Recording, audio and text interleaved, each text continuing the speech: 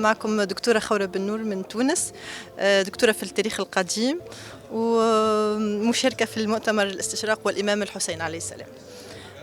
Pour commencer, je suis très honorée d'avoir participé à cet honorable ce colloque international qui propose le thème de l'orientalisme et Imam al-Hussein. C'est un thème un peu inédit, on peut dire, entre guillemets, parce qu'on parle très rarement de la relation entre Imam al-Hussein alayhi salam et les recherches scientifiques. Pour Imam al-Hussein alayhi salam, le mouvement d'orientalisme moderne, entre guillemets aussi, c'est l'étude des pratiques qui suivent avec l'Ashura. Ça veut dire que Imam al-Hussein alayhi salam, tous les pratiques de Ashura, les spécialistes font des recherches et écrivent des articles sur toutes les spécificités de Ashura et de Majalis Ashura d'Imam al-Hussein. Et ils cherchent pourquoi Imam al-Hussein, après 1400 ans, il a cet impact sur la vie religieuse des chiites. C'est un thème très important.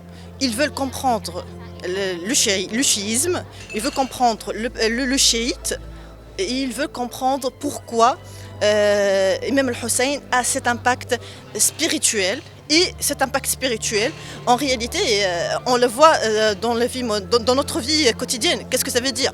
Parce que eux, quand ils étudient un phénomène social ou anthropologique, en réalité, ils cherchent autre chose. Ils cherchent à comprendre les influences qu'elle a sur la réalité. Et on sait que les recherches, malheureusement, maintenant, elles sont imprégnées par les études politiques. Et ils ont compris que même Hussein, surtout dans les derniers événements avec Daesh, que même Hussein a contribué à faire cette union entre les chiites pour combattre Daesh et faire un sorte de sorte de mur contre le radicalisme, contre la destruction de nos pays. Et que même Hussein alayhi salam, avec la Bayka ya Hussein, il a pu contribuer à arrêter ce fléau, le fléau du sionisme et le fléau du Daesh. Et aussi, je dois signaler que maintenant, on cherche en réalité, eux, ils font vraiment des études très minutieuses sur Imam al-Hussein et sur les Shara al-Husseyniyya.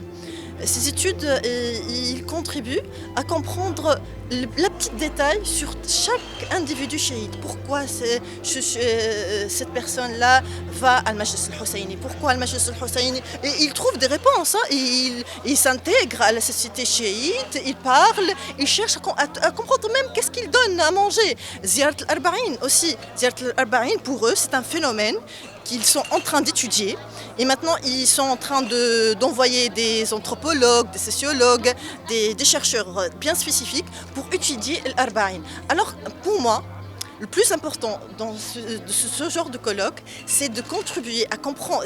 C'est clair, il sait nos points forts. Alors, on doit réellement réagir pour augmenter ce potentiel que nous avons au niveau du chiisme.